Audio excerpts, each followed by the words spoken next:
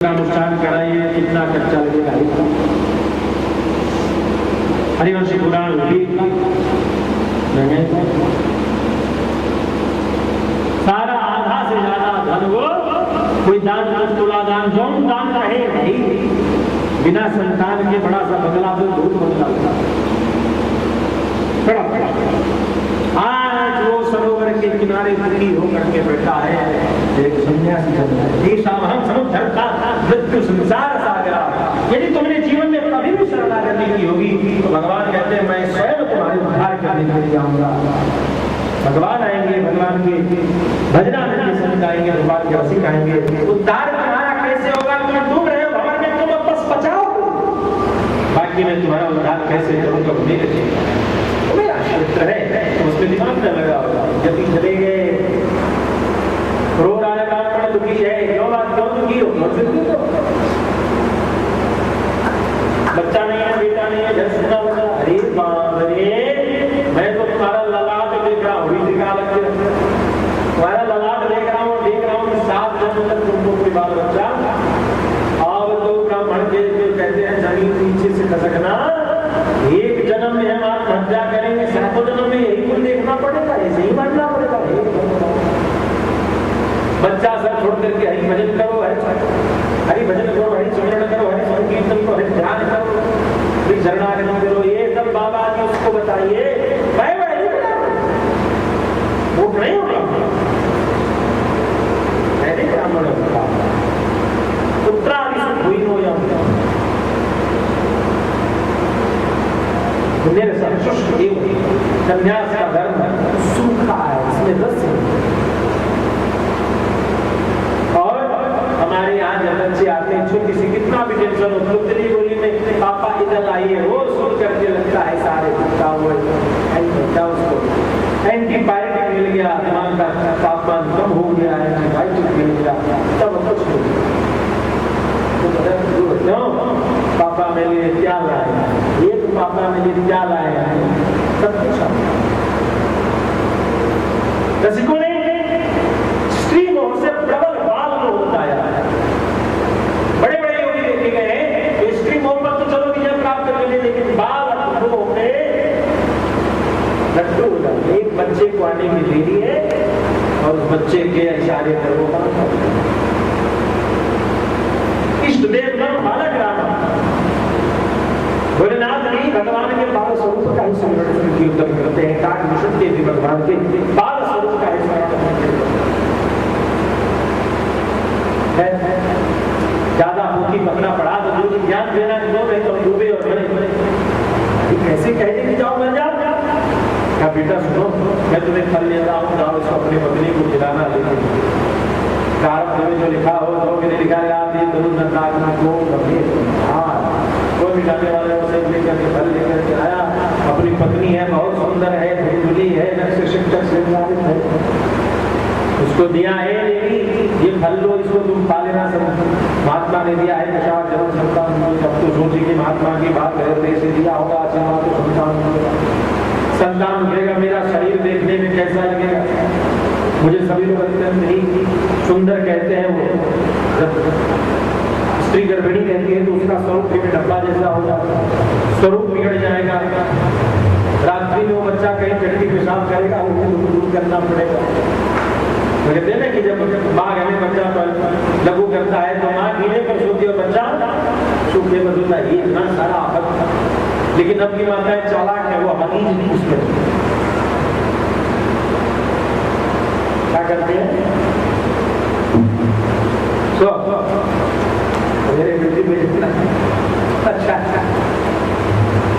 आपसे हमसे तपस्वी नहीं, आपके बच्चे बचपन से कष्ट हो, वो अपना खुद झेलना है, थोड़ा सा हो गया तो। अब मेरी कहानी कौन सुने जब तुम ही किनारा कर बैठे, जमाल का स्वागत होगी।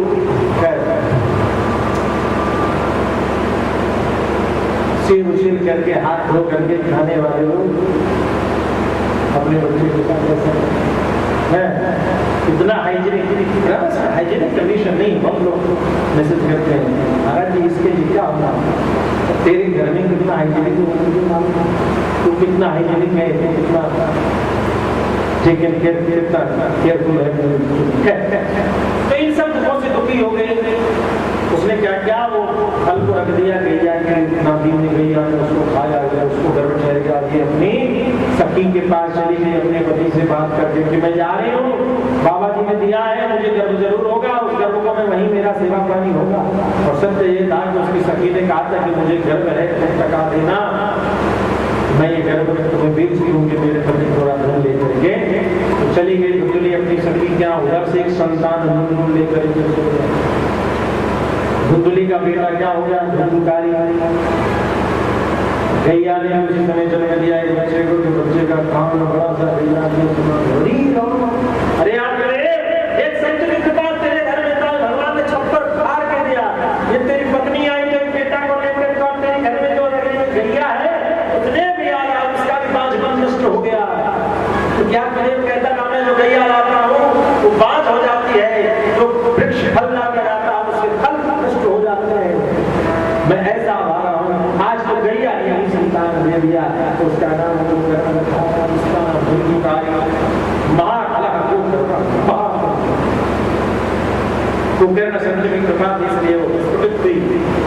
संत की कृपा, बहुत बड़े विद्वान, बहुत बड़े धर्मनिष्ठ से जगह जगह तीर्थाटन करने लगे। और धुंधुकारी के जितने कुकर्म है सब, जिससे घर तबाह हो जाए ऐसा कोई माजरा कोई तरीका नहीं, सारे कर्म कुकर्म वो करता। गोकर्ण एक बार घूम करके आए, तीर्थाटन करके शब्दों का दर्शन करके धाम में भगवान के मंदिर में लीलाओं को श्रवण करके जब गोकर्ण आता है, पिताजी बड़े दुखी हैं, पिताजी से आज गोकर्ण कहता है। ये श्रीमद् भागवत की कथा थोड़ी सी विचित्र है। पिता ज्ञान करते हैं पुत्र को, लेकिन आज गोकर्ण के पुत्र रहते हैं पिता को कहा देहे श्रीमान तुलदिरे भी मतिंतजतम जाया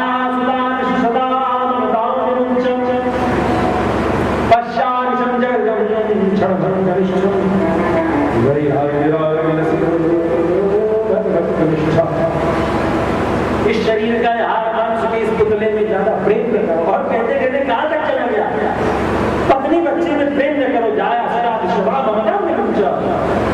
अरे अपने बच्चे मुझे में भी प्रेम न करो कि मैं तुम्हारा पुत्र धन्यवाद। आप जाइए जंगल में, भगवान के दशम स्कंद यानी भगवान की लीलाओं का पाठ करेंगे, भगवान आपका उद्धार करेंगे, भगवान आपको शांत।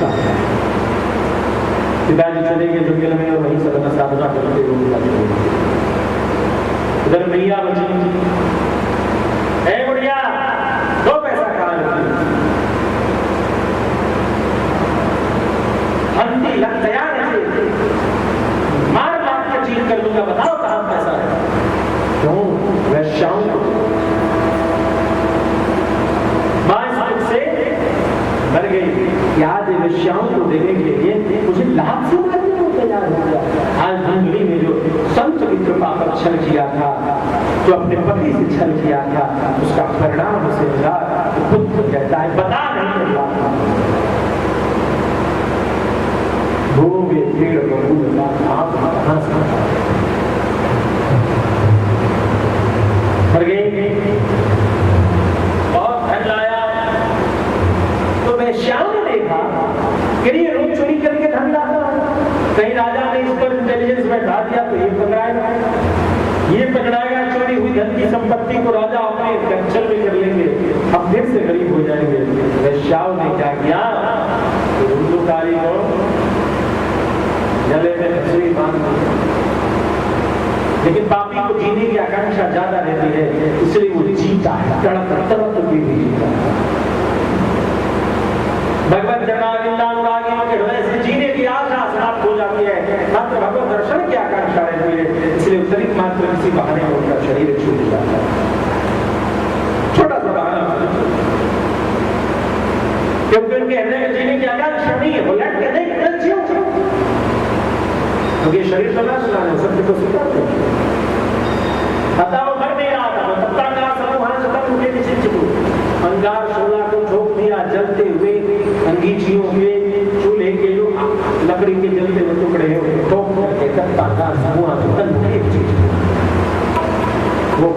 तड़प करके मर गया धुंधुकारी।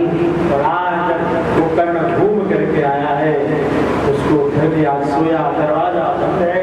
अरे हाथी कहाँ से घर में आ गया? हाथी करके देखा तो भैंस बन गया। अरे भैंसा कहाँ से आ गया? अरे बकरा कहाँ से आ गया? वो ये लगता है सामान्य नहीं, तो प्रेत है।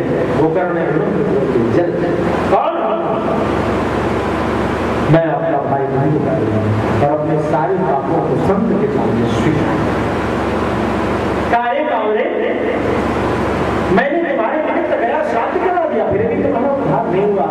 धुंधुकारी कहता है, भाई संसार में बहुत पाप है, सब पापों के नाश का विधान है, लेकिन मैंने अपनी मां को प्रताड़ित किया। गया मेरे लिए सैकड़ों बार गया कर श्राद्ध कर दो, मगर मेरा उद्धार इसलिए नहीं हुआ क्योंकि मुझसे कोई और दुखी नहीं, मेरी मां। इसलिए भैया कोई और रास्ता नहीं।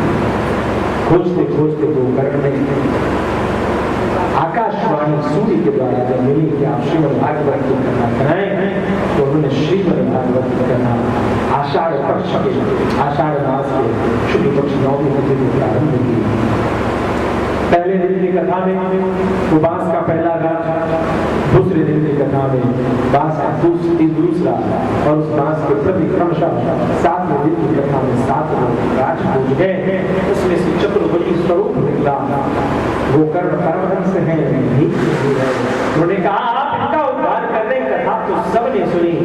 विष्णु जी ने कहा कथा तो सबने सुनी, मगर हृदय इसका ज्यादा केंद्र था, जिस भाव से सुना इसलिए प्राप्त हो गई। ये दोबारा कथा पुनः श्रावण में इसकी कथा का आयोजन हुआ, और जब कथा का आयोजन हुआ तो समस्त जितने भी लोग थे उन सब के लिए विमान पर बैठे विष्णुदूत पहुंचे, और विष्णुदूत सबका उद्धार करते हुए उनको अपने अपने आसन पर बैठा कर चले गए।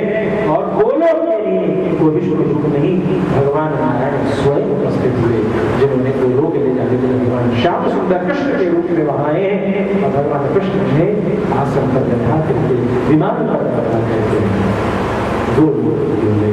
प्रेम से भक्तवत्सल भगवान की जय। जय जय राधा रमण हरि, जय जय राधा रमण हरि, जय राधा रमण हरि। आरती आरती की जय राधा रमण।